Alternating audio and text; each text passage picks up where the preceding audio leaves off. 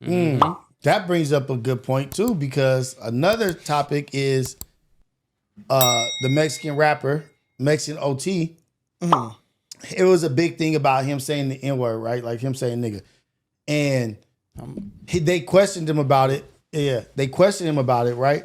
And said, what's this thing about you saying this and that? And he basically looked up and looked around and said, is there, he was on a podcast like, I wish there was a black dude in here right now. Because he was on, it was mostly black women on the podcast. I wish there was a black dude in here right now. He was like, oh, well, this is for him. Yeah, this is for you. What the fuck you gonna do about it if I do say it? Damn. What the fuck you gonna do about it? So he's just looking for some smoke. Looking for some smoke over that. Like you willing to, you want to stand on that but hill there really so wasn't, hard. but there really, yeah, nobody was there yeah. for it to happen. So it seemed like it's kind of like performative. Right. Like you just put on a performance because there's nobody there that you even mean this to. You're in a room full of women and maybe others who don't really care for that about the word as much as we do. So it don't really matter that you even making this comment or this you threat. taking that stance right now. Yeah, like take it when you're around a bunch of people. Like you can be in a room with 15, like, you know what y'all gonna do about it? Then I'm like, okay, now you got some balls. Now you got some balls. Now you standing on it. You frontlining. Yeah. Now you frontlining for it. You done called out 15 and you want to see which one is gonna do something or how many gonna do something. You ready to deal with whatever they go come whatever with. the consequences that come with me saying this, I'm willing to deal with that. Yeah. And so him saying that is, to me, is stupid as hell. Yeah. It's dumb as to say, what the fuck you gonna do about it? Because first off, the people that you're around allow you to say that. Yeah. The people you're around that you grew up, they allow you to say that. But that don't mean everybody wants you to say it around them. Like you gotta have some discernment when you're using that word. You can't just go around all black people and just start dropping the word. If you're around your people that let you say it, okay, cool. They and y'all in y'all environment, yeah. But if you're around some people and you just drop it in every, like, be prepared for something. If you're around our people, you can't, like, low key, I'm not even gonna say low, you can't come around us doing that. Right. Our family, our people, like, that's not something that is happening. Yeah. And so the fact that you, what up, Brooke? The fact that you brought that up, you're challenging black men. Yeah. That's a challenge to black men. Yeah. A call to black men, like, yeah, I'm gonna say it, and wherever I go, what the fuck are you going to do about it? Boy. Yeah. I'm looking, where's a black dude in here? Is there a black, is there a in here? Yeah. Because I wish nigga in here, because I'm gonna tell him what the fuck you gonna do about it. Now, you challenge black men in a way where you're standing on what you're standing on. This is for everybody. I don't care what you say.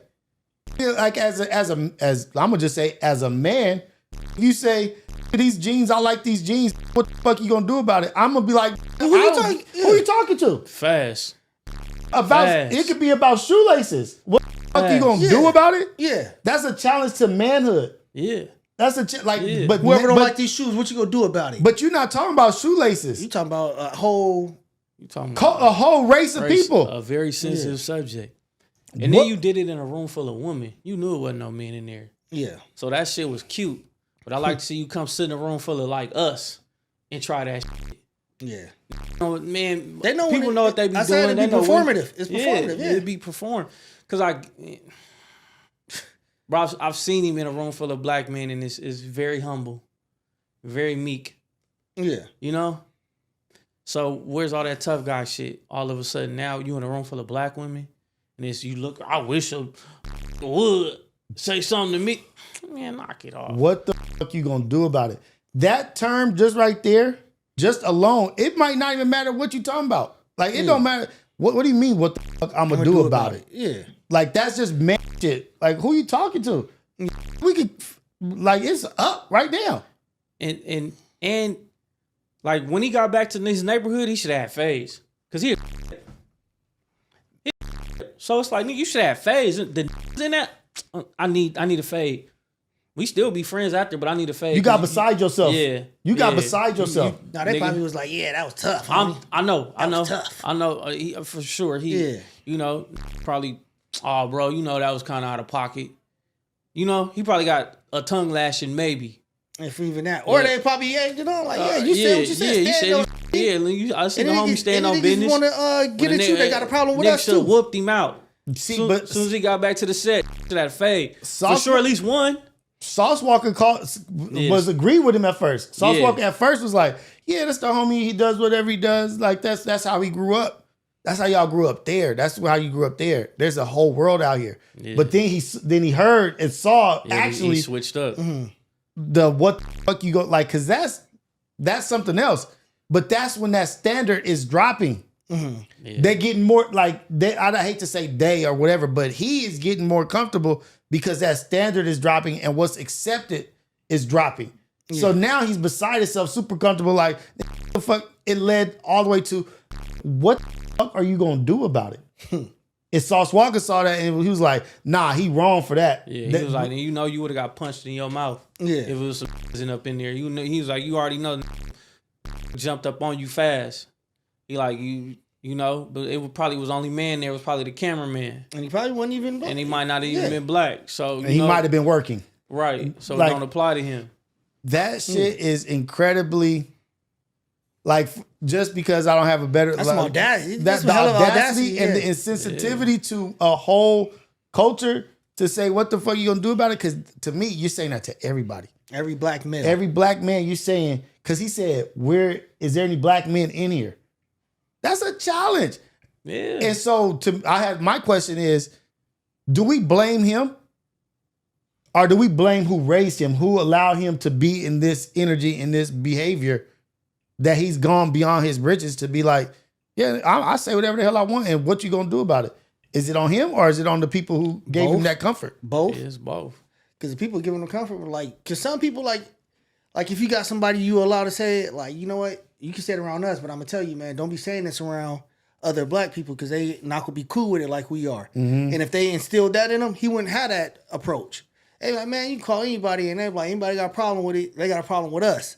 So they enabling him to feel tougher and tougher and tougher about saying it. So I'm like, wherever I go, I'm gonna say it. Yeah. I don't care what nobody say, because if you got a problem with me, you got a problem with all these niggas. Right. Yeah. So it is what it is. Yeah. And we've seen people get checked. I've gotten in fights over, I'm black and Puerto Rican. I've gotten in fights over saying and having to stand on that, right? Yeah. But we've seen people that we know or that have been around or that are in the city that say nigga.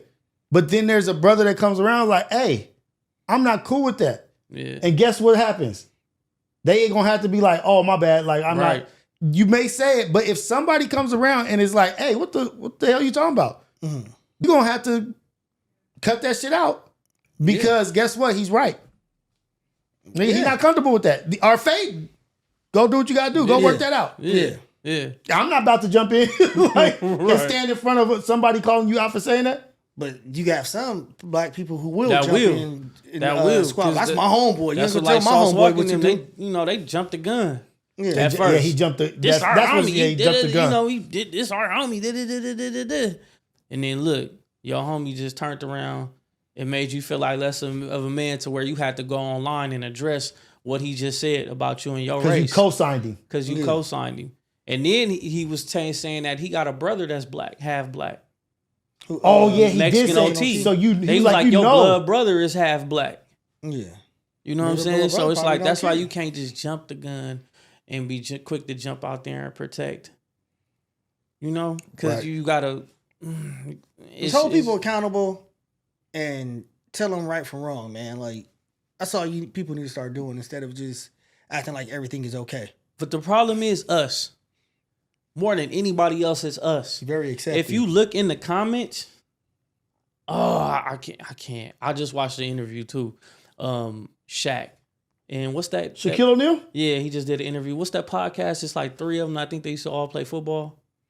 Pivot. The Pivot. With Ryan Clark and Fred Taylor. The light-skinned dude with the dreads. And the Pivot. Watch, I meant to send it to y'all. Watch that part 2 with Shaq. Dope interview. But Shaq was saying, he was telling them, stop reading what you in the comments. He like, who cares what they said? What any of them comments said.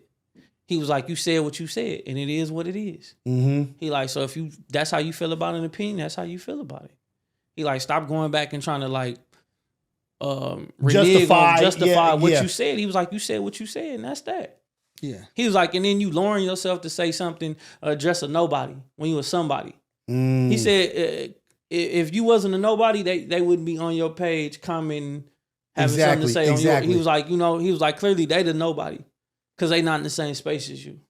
He was like, so you don't got to go back and address. So I'm like, all right, yeah, I'm gonna stop. Like going in and looking at comments, paying attention to comments so much. You know what I'm saying? I still never look at. I know you don't at all. But it was people in the comments saying, "Oh, y'all crying over words. Black people, y'all really crying over this." What do you mean? You like when you understand the history of that word and what your people, what your descendants, people from your bloodline went through behind that word, and everything that we went through to take it, claim it as ours, and turn it into a term of endearment. Absolutely, I'm going to be upset about somebody else using it in a derogatory term or using it not how they're supposed to be used, especially when it comes from another race. Right.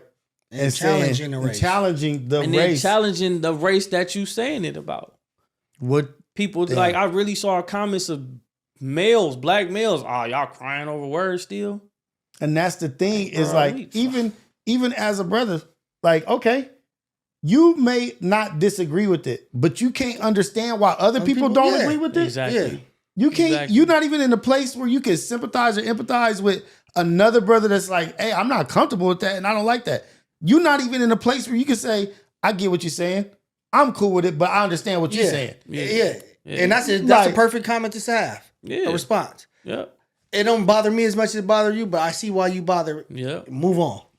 Yep. Instead of trying to make you feel crazy because you feel a certain way. Just stay, like I ain't got no dog in the fight.